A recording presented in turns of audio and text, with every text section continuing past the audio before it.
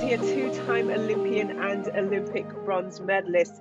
And the spotlight on today's show is with Dr. Jo Lukins. She's an author, speaker, and coach. And she has a book called The Elite: Think Like an Athlete, Succeed Like a Champion. Now, this book reveals the 10 key secrets that elite athletes have learned to master their craft, and it also reveals strategies and skills you need to follow to take your life to the next level. So, no more talking from me. Let's find out more about it from Dr. Jo Lukins. Dr. Jo, welcome to the show. How are you? I'm very good, thank you. Thank you for having me along. Oh, our pleasure. Now, where are you in the world today? So I am based in sunny Townsville, which is located in northern Australia, northeastern Australia. So we've just had a cyclone go past, but luckily it skipped us. So we are in the hot tropics at the moment. Wow, that's incredible. Like we had a bit of rain today, and that was like my my partner was asking me, did you know it was gonna rain? Like it's a big thing just having rain here in Los Angeles, so I can't even imagine. Now you're in the field of elite performance psychology. How did you get into that field? What was the gravitation in that direction, and how long have you been doing that? Well, I've been doing it for a very long time. It's an interesting journey when you ask people those sorts of questions, because this isn't where my first intention was to start. So I had Right. actually an interest as a teenager in joining the police force. I was Wow. very curious about doing that, and as part of my preparation to get information about how to join the police force, a police officer in passing said to me, I really think you need to get a degree before you come into the police force. And I think probably he looked at me, I was 17, and I obviously looked very young and naive at the time. It was very good advice. So I went forward then, and I studied a degree in psychology. And then through that time, I really developed a real interest and a passion in understanding about the human brain and performance.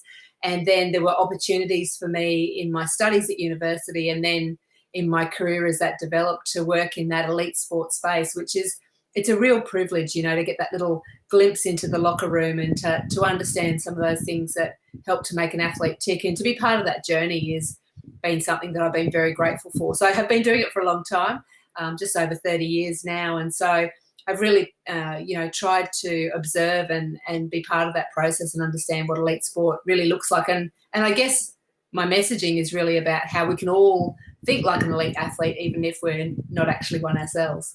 Right. I love that. And you talk about that sort of shift from wanting to be a police officer. When did it kind of tick over and say, you know what, I'm gonna actually leave that goal and I'm gonna pursue this? Was there a moment where you said, no, I'm not gonna, even though I did this for that, I'm not gonna follow that path? Was there something in Yeah, specific? no, there actually wasn't. I think it was just a gradual transition, that what happened Right. through the degree, it was around about third year. And I think what actually happened was I was in my fourth year, in our fourth year program here in Australia, you do an honours degree. And I was partway through that, and I was trying to understand children's experiences and understanding of sport and how that impacts their self-esteem. So that's what that thesis was about. And I think somewhere along that year I thought, oh, that's right, I remember.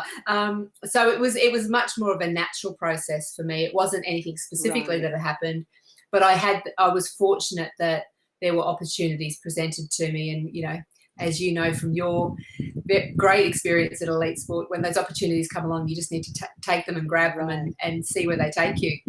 Absolutely. Now with psychology, there's so many different ways you can go. Like there's so many fields you can go into. How and why sports? I think for me, I'd always been an active sort of teenager, because that's when I guess my interest really developed in it. And I think it was also fortunate timing for me. So I was coming through in the very early 90s. So sports psychology was a relatively new field at that time. I think Right. I can fairly safely say that. So it was new, it was curious. It kind of tapped into some of the questions that I had, and I guess I gravitated into that because I couldn't find a supervisor in sports psychology at the university that I was at. There wasn't someone there. Right. So what I did was I presented to my supervisor that I wanted to do this honours thesis in children, because she had expertise in children, and I looked at it through the lens of sport. And she was very supportive of what I was doing. So that's how we started it. So, there's still not a lot of people in my area that have that expertise in sports psychology. It became a much bigger profession for us in Australia around 2000 when Sydney hosted the Olympics, and then sports funding sort of shifts and changes over time. So it will be interesting. We have a bid in for 2032, I think, for Brisbane to take the games again. So I'll be interested to see where sports science goes to in Australia over those coming years. Right. And, I totally understand what you're saying about how sports, because I remember when I was coming up, there wasn't really much talk about sports psychology. But then later on in my career, I remember I was picked for the relay team.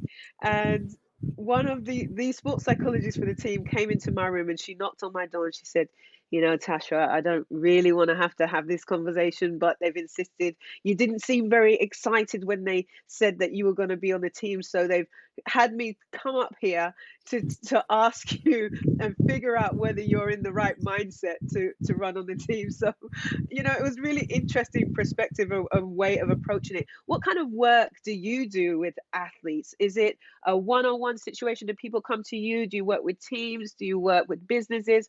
What kind of field work are you involved in? All of that. So Wow. I work with individual athletes and I work with teams as well. I've done a lot of work over the years with coaches because, it depends on the team, but, coaches are so integral to the mindset of their athletes. So Sure. sometimes I've found that's a really great way to support a whole team is through supporting the coach. And of course, the coaching journey is a mental game as well, so our coaches need plenty of support along that way.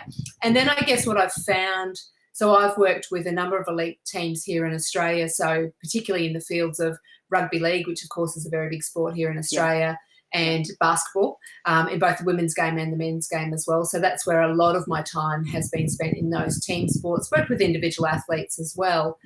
And then what's happened, I guess, where I've seen my career really grow in the last sort of 15 to 20 years is there's been a real interest from other industries about how can we apply elite thinking mindset that comes from that sports domain into our context. So, two of the big areas that I work in is actually in education with schools and also with the Australian Defence Force. So within defence, because of course that defence and the performance mindset sort of go hand in hand. So it's that trying to, and I do a lot of work here in Australia in resilience training programs for within the elite. We have, particularly within the ADF, we look at things like how do you push through at that moment where your mind is screaming at you and telling you to stop, and so having some skills and strategies around those sorts of things are beneficial for many people, whether it's the soldier who's having to push on through a tough and arduous physical exercise that they might be doing,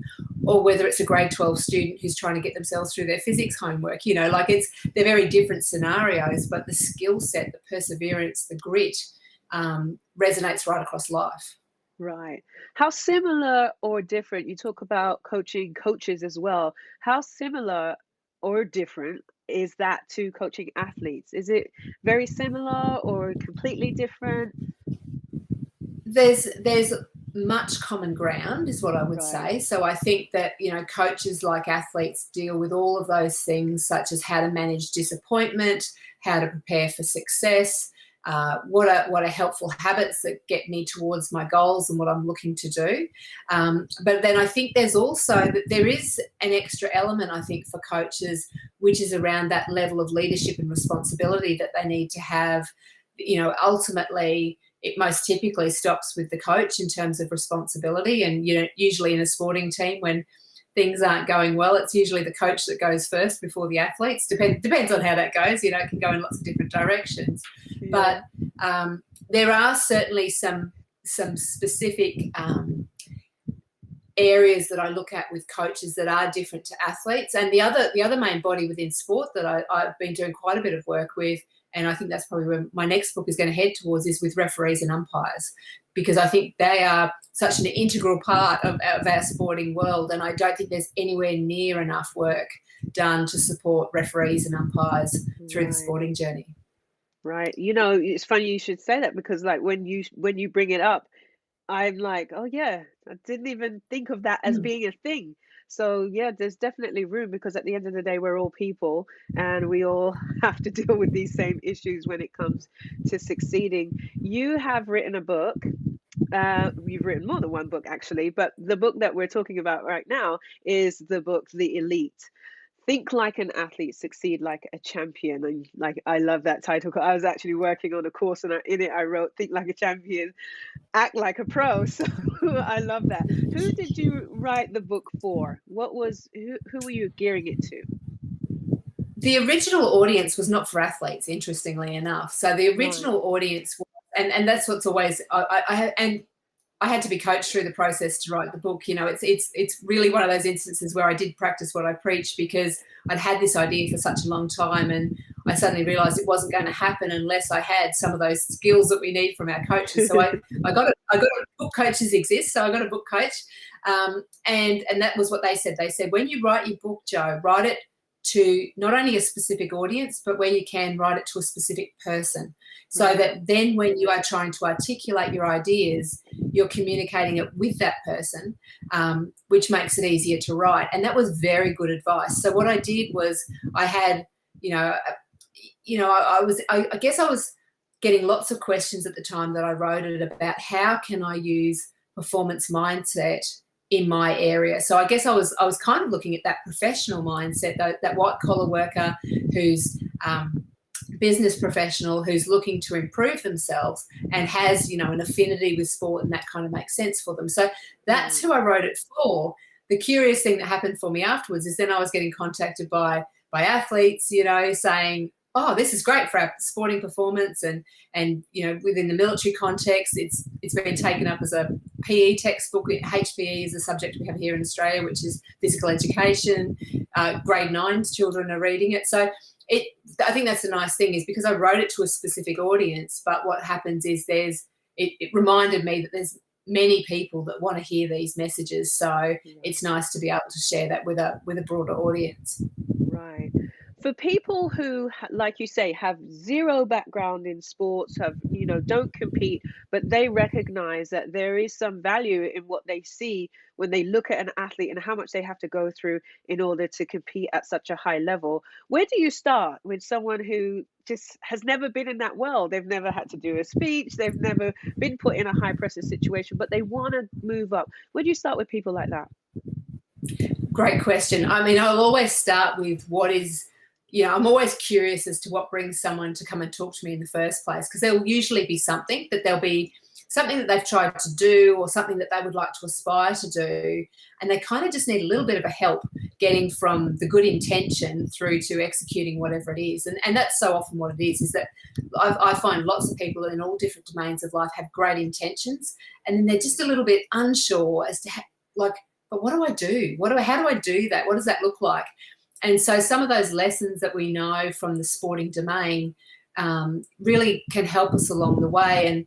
And a quote that I've always loved, and I've heard it so many times and repeat it myself, is that success leaves clues, and so if we follow those clues of success, then we can move ourselves and shift ourselves towards whatever those goals and aspirations might be. So if I'm talking to an individual, I'd be very curious to their own story and their own journey. What are they hoping for? The question might be to them, okay, so what do you feel isn't working for you as well as it could be? Or how would, if things could be different? I often say, here's your magic wand. What would you like to change? If you could change something right now, what would that be? And sometimes when you Right. put people on the spot with that, they say, oh, I'd like to be able to speak in front of an audience, or I'd like to be Right. able to, whatever that thing might be. So exploring that with them. And then the other thing that I think is really important for people to think about when they're shifting their behaviours or their attitudes, working towards change, is just to do a little bit at a time. I think sometimes people have these aspirations, they need to change everything, and it's just overwhelming. So I'm a big fan of, big successes made small. Just do little things along the way, chip away at it, because of course, as you know from your experience in elite sport, it's those little things that you do that you build towards your performance, that the increments might be quite small, but add them all together and they become large over time. Absolutely. Now, speaking of success leaving clues, I read the book and in it you said failure is not the opposite of success. And you and I both know most people do feel like it is. What do you mean when you say failure is not the opposite of success? Yeah, so the failure isn't, well, it isn't. It's not the opposite of success. I would argue that you can't have success unless you've had some failures along the way. We know that every expert was once a beginner. And so it makes sense that in striving and moving forward, we won't nail it and get it right every single time that we step out to do that. So one of the things that often happens for many people, and it's really understandable why people do it, but a disappointment comes along, a failure, call it whatever you like, but something doesn't go according to plan, and it's so much less about what's happened and so much more about how you then respond to it. So if you can take that disappointment, whatever it is, and say, wow, there's a lesson in here somewhere, what is it? How would I do it differently next time? What can I learn about myself? There must be another path, all those sorts of curious questions. And of course, if it's a big disappointment, then spend a little bit of time being disappointed. That would be normal too. We often have a grief reaction when things don't go as well as we might like them to.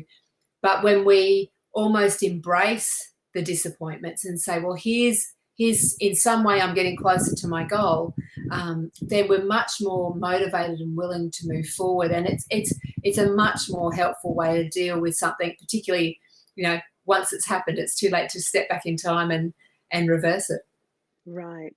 Now, when you look at the people that you've worked with, and in terms of success and failure, this is something that a lot of people talk about, having a fear of failure or a fear of success. Do you find that more people are afraid of failing or afraid of succeeding? And how does that demonstrate itself in a way that you can recognize? Yes, so great question. I would say that my observation of what I've seen through my career is far more often people have a fear of failure than a fear of Right. success. And I think to a lot of the audience, even the notion of a fear of success might be a little bit difficult to comprehend. Right. But if we start with that, a fear of success is really about a discomfort that comes about at the thought of achieving a goal or what that means next. And I have seen athletes who've done that. I had an athlete once, many, many moons ago, in a particular sport, who faked an injury because they didn't want to play up the next level that weekend because they felt they weren't ready for that league. So instead of being able to have a communication with the coach and so forth, they just Right. pretended to be injured. Right. And I know most people hear that and go, wow, that's unusual. And I haven't had many of those conversations in my career, but certainly it can be a roadblock for us. And I think that probably resonates for all of us in some ways. I hesitated a little bit in writing my book, partly because of fear of failure, like what if this doesn't Right. work out? And then, Right. but what if it does? And what does that mean? So fear of failure, I think, is what people more commonly express. Right. And people often kind of keep a fear of success maybe a little bit more to themselves. Right. How does the fear of failure show up? I know a lot of people may procrastinate and then, oh, well, I need it to be this way first, or I need to do that first. And they sort of like find every excuse not to get started. Are there other ways that fear of failure shows up? We can see it in lots of different ways. Like you say, avoidance and procrastination is a very common thing that we see for people when they are worried about what it's going to mean for that to happen. And in some cases, what we see is a concept that we call self-sabotage. And self-sabotage is where we actually get in our own way. We kind of set ourselves up for that disappointment, that we have a self-talk that's unhelpful. And then what happens is, if the disappointment ensures, so we actually do fail at the task, whatever it might be, there's a little part of us then that goes, see, I knew that was going to happen. And that's what we call a self-fulfilling prophecy. It's that notion that you set yourself up for failure before you even start. And some of the things that people will do, I see athletes do it, but I see lots of people do it in lots of different domains. A good example is using the word don't. So if it was a ball sport and you were the coach and you said to the athlete, don't drop the ball, The challenge with that is the first thing you see is someone dropping the ball. The example I often give in my workshops is I say to people, don't think about the Eiffel Tower. And the first thing you do is there it is. So it's what I would say to people is that we do think visually. What you see is what you get. There's that little acronym, the WYSIWYG. What you see is what you get. And what I add is an extra little bit to it because I just like the sound of it. But I often talk about the WYSIWYG, which is what you say is what you see is what you get. So it's really important for us in all domains of our life, but let's start with it in sport, to be mindful that whenever we say something to someone like catch the ball tight, say, if that's what the person needs to do, that puts the image into their head. If you're talking to a hurdler, you would say something along the lines of clear the hurdles as opposed to don't knock them over. You're saying the same thing. And the same thing happens if you're talking to a 3-year-old. If a 3-year-old walks into your lounge room with a glass and you say don't spill it, then get ready to clean it up. So what you say to that 3-year-old instead is steady hands, watch where you're going. You give the instructions so people aren't having to do that extra bit in their brain to reverse it. Right. That's excellent. I love that, what you said. Say what you see and get. That's such an awesome thing to sort of hang on to. Now, I read the book by Carol Dweck called Mindset. And in that book, she talks a lot. She goes into great depth about her studies and her research on fixed versus growth mindset. But in your book, you also talk about performance mindset. What's some of the differences between mixed growth and performance for people who've never even heard of there even being a difference in mindsets? Yeah, and Carol Dweck's work is fantastic and absolutely, like you say, definitely worth a read. And her expertise particularly has been in a whole range of domains, but where I often have the conversations about her work is in education domains. And essentially the fixed growth mindset is that contrast between a fixed view, as in I can't do that, whatever that thing might be, and I've actually just come to you today from having worked at a school, and we were talking amongst the students about their experiences in different subjects, and students will often say that, and poor old maths is the one that typically gets picked on, but you say to students, what do you like at maths? And some students will look at you and say, I'm no good at that. And so of course what happens when you have a fixed mindset, like it's rigid, then it makes it very difficult then for you to shift, to grow, to improve. And so in school settings particularly, we see this notion of the growth mindset, which is the idea of the possibility. And so I talk about within the sports domains, and there's a lot of overlap with the growth mindset, but what a performance mindset is about readying yourself for performance. And of course, performance is an acceptance that failure is part of it, which is what we were talking about earlier. So I think having those notions and, the quickest way to shift yourself from a fixed mindset to a growth mindset or a performance mindset, if you want to go that step further, is to take that sentence I had before, which says, I'm no good at maths, and just add one word to the end of it, which is yet. I'm not good at maths yet, and so I'm not good at dribbling the ball yet.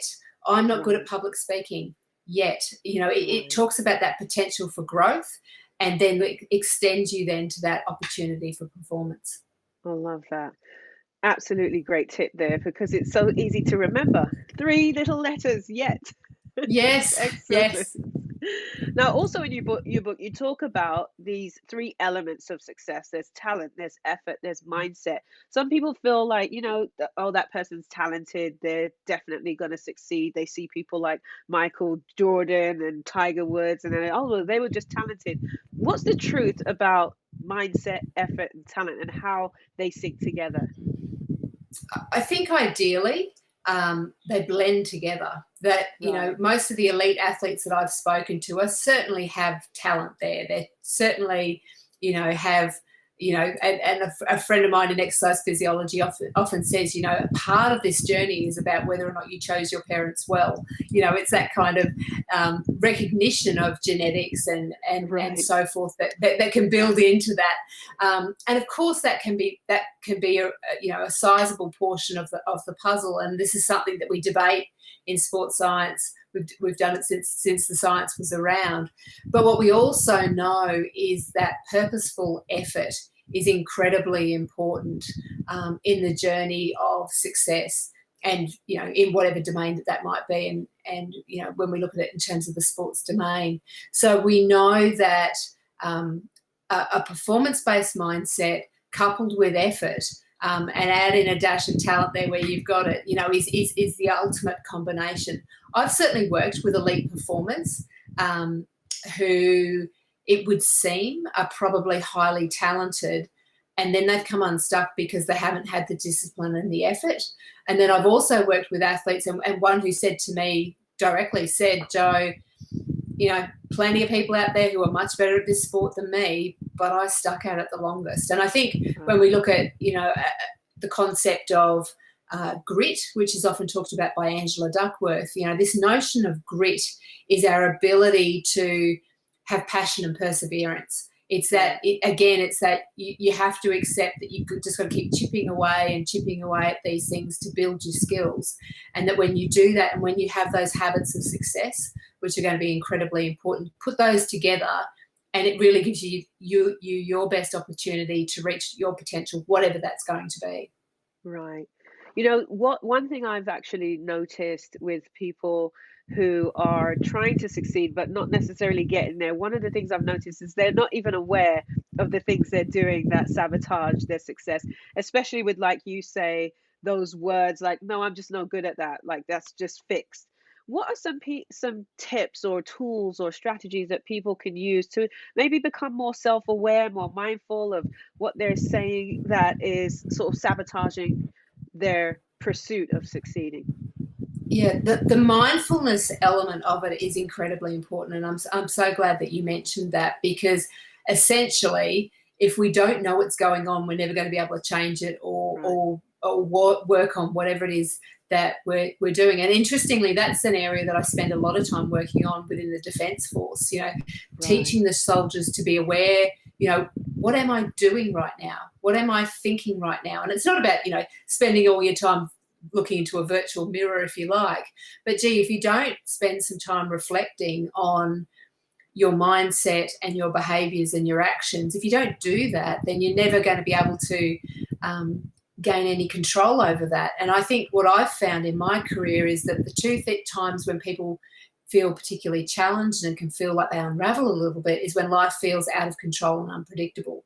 Many people don't like, I know I don't like that feeling. I don't like to feel like, life's out of control or unpredictable for me. And that's consistent for many people. So part of that sort of self-awareness and regaining control of me and what I'm doing, and am I making the decisions that are going to be helpful for me in terms of improvement, comes from that self-awareness. So it really is about that paying attention. And the nice thing is that there's lots of different sort of tools and apps and things that you can use to improve your mindfulness skills. And I think that's a really great place to start. And the other observation I'd make about mindfulness is we often talk about mindfulness through the lens of self-awareness, relaxation, using it as a strategy sort of from that perspective, which is incredibly useful. But let's also remember that mindfulness is being on the fastest, scariest roller coaster you can ever imagine, So there are times of high adrenaline, and if we're not paying attention in moments of high adrenaline, that's when, things can really come unstuck. That's why the Defence Force are so interested in teaching soldiers about mindfulness, because when they are literally in battle, they need to be able to be aware as to how they're responding to situations. So it's a really important life skill for us to be mindful. Everything from performance through to helping us sleep. So it becomes incredibly important for us. Right. So now with mindfulness, because habits are basically the key. They're, in order to be consistent and successful, we have to have good habits and we have to get rid of the bad habits. So is mindfulness the key to that, or is there more that needs to be done? Because now we're talking about our neural pathways, things that our brain is doing on autopilot. Is there something more when it comes to establishing new habits or getting rid of old habits, or is mindfulness sort of like the foundation for that as well?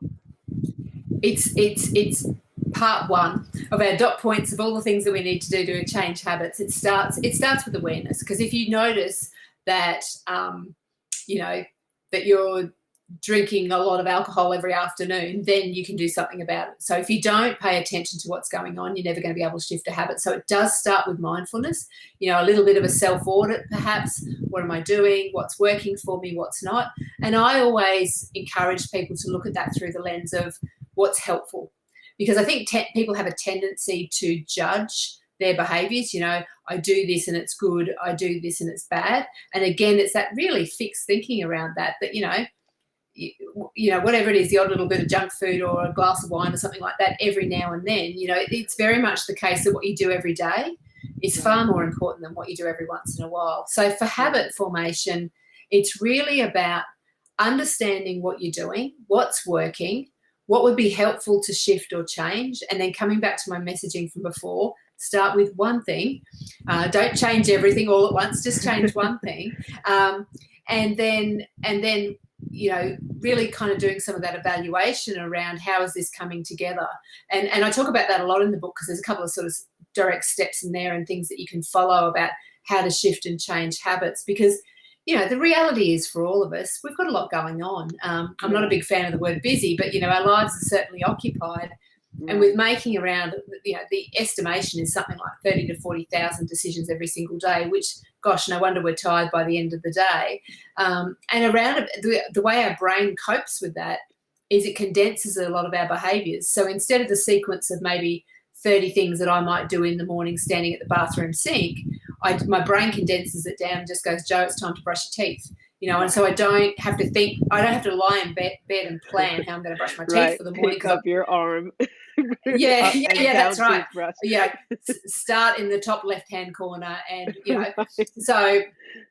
so what we do is, naturally our brain helps us out by, little shortcuts, little hacks, if you like, of going, well, let's do these behaviours and let's do them in a sequence. Most people, listening to us today, if you thought through your typical morning routine, if we had some clever little drone that followed you around in the morning, would probably follow a similar path, from when your eyes open in the morning through to walking out the door, if that's what you do.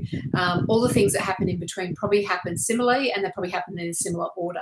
So my messaging around habits is, as you said, they're critically important. They define our success. And I say to people that habits are great because they save us from having to think, and habits are terrible because they save us from having to think. So, I think it's good every now and again to have a little bit of a look, and to remember that it can be a small step. And if I may, I'll just share a quick example. One of the soldiers that I worked with a couple of years ago, at the end of our programs go for 6 weeks, and at the end of the 6 weeks, he said to me, Jo, can I share with you, I did one thing at the start of this program and it completely changed my life. And I said, oh, great, would love to hear what that was. What was it? And he said, remember you said in week 1, sometimes people struggle to get to bed. They stay up too late. They watch more TV than they wish that they did. They don't get enough sleep. He said, so you suggested that one thing you could do is set your alarm clock to go to bed. And that's what I did. So he set his alarm clock to go to bed, and he did that 5 nights a week out of the 7. So he gave himself two later nights through, I imagine they were on the weekend. And what that meant was, for him going to bed, and I think he was going to bed about 90 minutes earlier than he typically had been, took him about a week to get used to it. But then he was naturally waking an hour before his morning alarm clock was due to go off. So he'd go, oh, well, I'm awake now. He'd get up, he'd go for a walk. He took his dog for a walk. He'd get back. He'd prepped up his lunch. Then his morning alarm went off. Then he went into all of his normal routine. He wasn't buying his lunch at work. He'd done physical activity. He'd started off the day well. He was getting more sleep. And he said, I feel like I've changed my life with one little action. And that's why I always say to people, don't take it all on at once. It's too much. Just do a little thing well and then pick on the next thing. And so I think those small steps of progression, which is exactly what elite athletes do. You don't completely change everything all in one training session. It's a weekly, monthly, yearly chipping away at things. And I say to everyone, think of yourself as a work in progress. We don't have to get to the end point. Right. Now, you speak also about having a formula. Is that the kind of thing that would go into someone's formula, like having that alarm clock at night? What is a formula? What does it mean to have a formula? And is it just for sports, or does it apply to life too? I think that applies to everyone.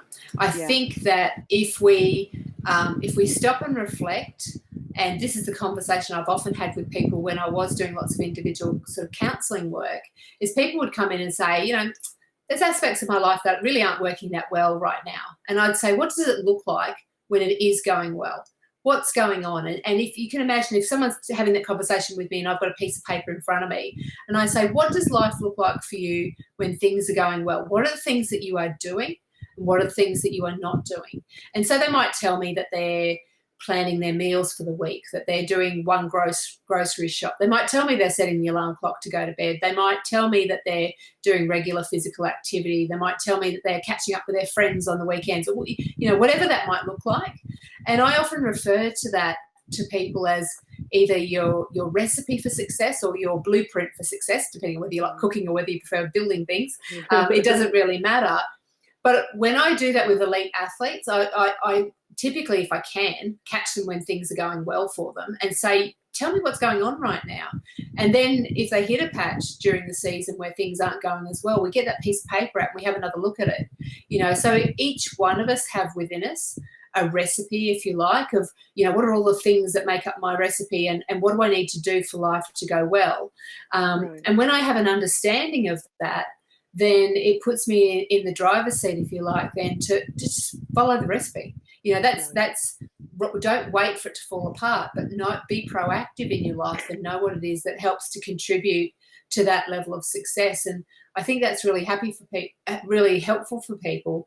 And even if, as a simple exercise, if people wanted to do it, and if you've got a piece of paper handy, just draw 4 quadrants onto a piece of paper.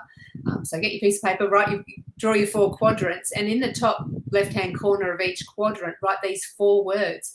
So the first corner, write start. In the next corner, write stop. In the next corner, write less. And the next corner, write more. And, you could probably sit there and think, okay, so my life would be better right now if I stopped, and then you might jot a few things down. If I started, jot a few things down. If I did less of this, and if I did more of this, just break it down into 4 sort of simple ways of thinking of it, and then maybe just pick 1 or 2 of those things out and start working towards those. It's a way of breaking it down, and you don't need to make it complicated. Right. In your book also you have a whole section on the 5 pillars of honesty.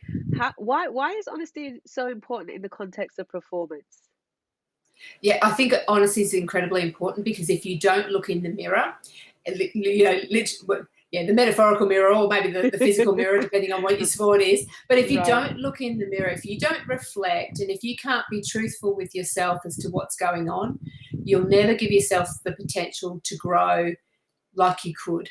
And I think that's what's very important for all people to be able to do, is that, like, for example, it's so simple if something's not going right and you say, tell me why that's not working for you. And the person says, oh, it's just like this because this person isn't doing this, this and this. And I think the challenging question to pose to ourselves, and I always challenge myself with this, and kind of, I don't always like it when I ask myself the question, but I know how necessary it is I say to myself, if something's not working, Jo, what is it that you're doing that's letting this happen?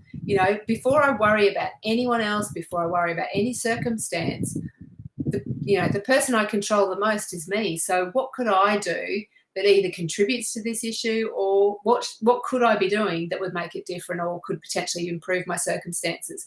And often if you start there, then it goes out, and then if you need to, you can address issues with other people as well. Right. Now, speaking of stuff not working, what are your thoughts on, a lot of people say never give up, never quit. Is there a time when we should quit, and how can people recognize when that time is? Because we're always taught to, like you say, strengthen our resolve, overcome obstacles. How do we know when we're sort of like, maybe we're just in the wrong lane? Yeah, yes, and I'm so glad that you're even talking about that, Tasha. It's so incredibly important. And look, I think it's challenging to say, look, here's the point when you need to make that decision. But what I would typically do is, it's almost like I'm constantly putting a layer of sort of the pros and the cons, or the pluses and the minuses over situations, and it's always going to be about one of our biggest investments, I was going to say hugest then, I don't even know if that's a word, but one of our biggest investments is our time. It is one of our most precious commodities. So if I decide that, like if I today, Jo, I had a big birthday last year, so there's a very good chance that I'm possibly not going to get the call up for the Australian netball team. But let's just say for whatever bizarre reason, I decided all this year I was going to put all my time into getting myself selected for the Australian netball team. That's a big investment of my time. And so, along the way, I want to be looking at that through the lens of how realistic that is. Now, look, maybe I need some guidance from some, people that would know better than me around this sort of stuff, like people who know what are the criteria for getting selected in the team. And I'm pretty sure that I'm about 30 centimetres too short, and I'm certainly not as fast as I'm sure that the athletes in that team are. But, it might be that I need to hear some feedback. But I think it's always that case of course, we know that something worthwhile often takes a lot of time to get there. So it is about perseverance. It is about pushing through. And then there may be times when we need to rethink that. And a key part of that I think will help you to answer the question is, are you still having fun? Right. Is this still fun for you? Because I'd be very interested to hear your thoughts around that, because my experience is that even when I've worked with very high level athletes who get paid quite sizable sums of money, as soon as it stops being fun, none of that matters. So most athletes who go on to become elite athletes, they didn't start out because they wanted the fame or the fortune. They did it because they loved it. They did it because they were 7 years old, 10 years old, 12 years old, and it was fun with their mates. And when you look at what fun is, and I actually explore that in my second book because it's more focused on junior athletes. But, when we understand what people say fun isn't, some people go, oh, so you mean winning? And I go, no, fun. Yeah, it's fun to win. I'm not going to say no to a win, but there's so many other things that make up fun. Fun is hanging out with your friends. Fun is feeling like you've accomplished something. Fun is maybe it is wearing the uniform or whatever it is that when you do that research with kids define fun in 15 different ways. So it's the same for adults, and I think that's the same for our work lives and so many things that we look at, that we can view it through the context of, is this fun for me? And, of course, there's going to be moments that are so not fun. When you're in the Australian Defence Force, when it's 32 degrees and they say, right, you're going to do a leopard crawl, log roll, which is not a fun activity. No one stands out there with a smile on their face for that one. Me, right. Yeah, that's right. But, after they've done it and they go, oh, we got that done, not every moment has to be fun, but if there is no joy in what you're doing, then that's probably telling you something. Yeah. Absolutely. I'm like that. I'm so fun driven, and it's ridiculous, to the point where it's like just a glimmer of unfun and I start wanting to go the other way. I have to actually discipline myself to go a little bit further. But I do agree with you, when it's extended period of not being fun, that's when it's time to really take a deeper look at what's happening. And that can show up when it pertains to work and life. We hear a lot about work-life balance. Is there such a thing? Yeah, no, I don't think there is. Well, I guess it depends. People are going to argue with me on this one, because I do think it probably depends on how you balance it. But one of the things that I think we do, particularly to teenage athletes, I see this particularly with teenagers, and I see it with older athletes too when I think about the elite squads that I work with, is they often receive a message of, you need to find balance in your life. You need to be able to juggle your sport, your work, your study, your personal life, your pets, all these bits and pieces. And that in and of itself often puts a lot of pressure on athletes, this notion that when you finish your sport, you're going to come out fully equipped for your next career and all these sorts of things. Now, we certainly don't want people to put all their eggs in one basket and just focus on one thing in any domains of their life. That if you travel through life just looking in one particular area and that finishes, that ends, or every time we do this sort of stuff, we're making choices. We are choosing to spend our precious commodity, our time, with one particular domain. So I don't think it's so much that you can't have it all, but you can't necessarily have it all at once. And so I think an acceptance of that can be really useful, because particularly if you look at elite sport, if you're trying to design, a Porsche, or which the human equivalent of a Porsche is what you're doing, then understandably that's going to take a lot of time and resources Right. into one particular train. I've worked with one of the sporting teams that I've worked with at the national level in our country, and I've been with them for 24 years. So I've seen a lot of shift within that sport. And when it first started off, it was very much the working class athlete. Most of our athletes were working. They were mostly working in trades, and they were coming to training after work. And then all of a sudden, sort of Super League came along and there was money available, and then all of a sudden the athletes all got these flash cars, and they were sitting around and training and playing pool in between. And then it shifted again with the realisation that, if you're a junior athlete coming through here, you do need to be spending some time on some study. You're not going to get your whole degree while you're here, but we're going to start to make the steps. So professional sport realised that it had a level of responsibility to help contribute towards an athlete having a life beyond their sport. So I think what it's going to mean for everyone is to think about what's feasible for me, what are my goals, what can I work towards, and when do I need to let things go? And I think an acceptance around that can be really helpful. And I certainly think that having the message to athletes that you need to be able to balance all of these things is really unrealistic, and it's very unhelpful for athletes. Right. I completely agree. I actually, as I mentioned, doing a course, and one of the things I say is that you're always going to have an area where that's your primary focus. I mean, there's no way I could have gotten to where I've gotten if I'm like trying to juggle being a mom and everything all equally with the same amount of intensity and passion. But what I always suggest is that you often check into the important areas. So say you're trying to work on a business, you're trying to build your business, you're trying to build a new startup, that you often check in on health, so that you don't get so far removed from the important things that you look up one day and you've got no health to even enjoy the business that you've built. So it's not like you can necessarily keep everything up, hold all these plates at once, but the things that are important, you just often check in, like, how am I doing there? Is there a little bit, like even a 1% that I sort of should focus on? Maybe I just need to make sure I'm having more water and things like that, so that you just don't wake up one day and like, whoa, I'm like 100 pounds overweight, I don't feel well, and you still have that connection to things that are important. So I completely agree, though, that you can't have it all happening at the same time. Now, you wrote another book called In the Grandstand, and that seems to be geared more towards parents. Any reason why you felt that was really necessary? I mean, I believe I know, but I want to hear it from Dr. Jo herself.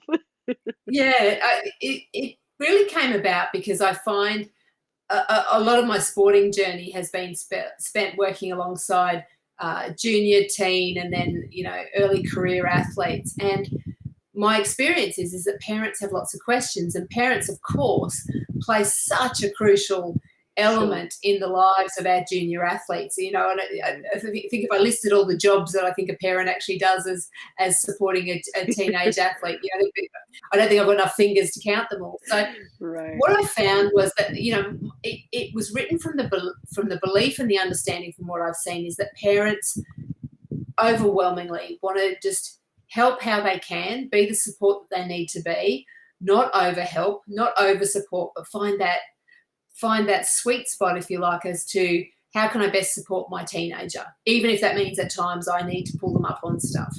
And so I found that parents had lots of common questions that I was answering many, many times. And I thought, you know what, I think actually putting some of these ideas down, and the book is called In the Grandstands, because I thought, well, that's going to appeal to a lot of sports. A lot of parents have spent a lot of times in the grandstands and either wondering about things for their children, or like you said, you've got a child out there doing sport, you're quickly trying to do your tax return while you're sitting up there as well, where you're trying to fit everything in. So I've written the book to kind of address many of the questions that parents have in that sporting domain, and just to provide some food for thought. A lot of these areas, there isn't actually a set answer that I can say absolutely do this or absolutely don't do this, which I think is probably part of the messaging of it, that there's often not a right or wrong. There's a few things where I am quite firm on things Your that I know comments, yeah. definitely do help or don't help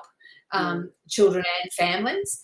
So I am, and I make it very clear that that's what I'm doing there. But by and large, it's just there to kind of, have me sitting next to you in the grandstands and we're having a chat. And so and each section's been written. I think the longest section is 3 pages for any of the topics, because I thought parents do not have time to read any more than 3 pages at once. So the idea is you could literally be in the grandstands having a read and just getting some ideas to help support parents, because I think as a community that parents are those who are doing so much, and so it's nice to have someone in your corner that's kind of backing you up and giving you some things to think about. I absolutely love that. And I think it's very much needed, because a lot of the parents have not done sports, definitely not in the way that their children are. And the world has changed so much when it comes to the way sports is handled. So a lot of them are quite lost. So that's really awesome that there's a resource there for them. Now, in terms of the work you do, in terms of the way that you work with athletes, the way that you work with coaches, just your field and your work as a whole, what do you want the world to know? Oh gosh, that's a great question. Look, I think when we're out there, we're all doing the best that we can, and the common question that I always find myself answering and being drawn to is people saying, what do I need to do? And I always put it back to someone and say, what's going to be helpful for you? Understanding that you know you better than anybody else, and so just using some of this information to kind of help guide you as the expert on yourself. And if I was going to say one piece of advice or things to guide your life by, is the importance of gratitude for us as humans. Never mind if we're athletes or parents or we're all these things, but ultimately we're all humans. And we know the importance of gratitude because we know it helps us in terms of our well-being. And so that's an incredibly important place to start. What we're seeing in the sports domain, though, is that gratitude has an incredibly important role to play in performance enhancement. So grateful athletes, grateful teams, grateful communities fare better in terms of the things that they do. And I think that's probably a message at this time in the world that we need to be very mindful of. And whether it be about being grateful for things we are, the conversations we have around our dinner tables, or the side-by-side conversations we have in our cars with our family members, what went well today, what are we grateful for? Those reflections are useful. And the other way to be grateful is to not be complaining and whinging, if I can put it like that. So, I've never heard a grateful person have a whinge at the same time. It's pretty tricky to do. Right, exactly. Pat your head and rub your stomach. Yeah. So, and I do say to people, it's about gratitude. And sometimes I can see people looking at me going, oh, here we go. That's there's this woo-woo lady. Yeah, and you know what? And that's what I say when I go to some of my teams. I'm quite direct, and I say, you know what? If you want to be grateful, just stop whinging. Now I can be a bit more direct about it, and that's the truth of it. Like here in beautiful North Queensland where we are, and hopefully the world will reopen eventually and people can come and visit us. It's warm. So it's very common in our area for people to complain about the weather, right? About how hot it is. So my standard phrase is, yes, it's tropical. So that's my way of saying that it is, rather warm, and I probably need to get myself into some air conditioning. So I think being mindful of the words that we use, because it starts with the words that we use, the way that we speak to ourselves, and then, of course, that then ripples out like a stone in a pond and affects everything that we do. So I think I just turned that into a very long answer, but hopefully that gives people some things to think about. Wonderful, beautiful answer that I am grateful for. I absolutely love it. And, one of the ways that I trained myself out of complaining was to say it could always be worse. And that would make me realize that what I have is actually great. There's always one step down from where you are in, most circumstances. So, wow. On that note, I just have to say it's been really lovely to talk to you. I know I have loved it. I know our audience have loved it. If they want to, I know they're going to want to know more about you and what you do, or reach out to you. What's the best way for them to talk to you, to get your books and really get stuck in with Dr. Jo? Yeah, well, if they'd like to read the books, that's lovely. So it actually has international distribution for both books. So probably wherever, if you do have a local independent bookseller, maybe start with them. That would be lovely for your independent booksellers that are nearby. It is available on all the online channels as well. Or alternatively, if you want to hang out with me for a little bit, if you can remember my name, you can find me. So Dr. Jo Lukins. So I've got my website. I've got quite a few resources up there that people are very welcome to access. You can buy the book through me if you want to. The Elite's available as an ebook and an audio book. So if you aren't sick of my voice already, I've narrated the audio book, so you can have a listen to that. And In the Grandstands is currently an ebook as well as a paperback. I haven't quite gone through the afternoons of recording the audiobook for that one yet, but that's a project for this year. Wonderful. And for everyone out there, Lukins is spelled Lukins if you're searching for that. Well, Dr. Jo, it has been wonderful. Thank you so much. I hope you have a wonderful evening and keep doing the great work that you do. We are grateful for it. Thank you. Lovely to speak with you this evening. All right. Bye-bye. Bye. Oh, excellent. I mean, I could have done this for another hour. She had such great points.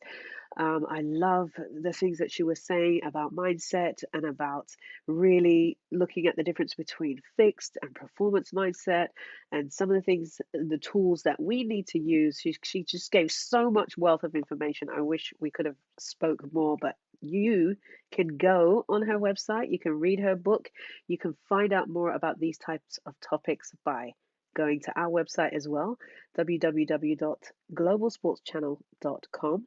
And there's also loveathletes.com, which you need to check out. And make sure you like, share, and follow. And of course, comment on what you enjoyed most. I don't know how you're going to choose. There's just too much to choose from. Anyway, that's all from me. Ciao for now.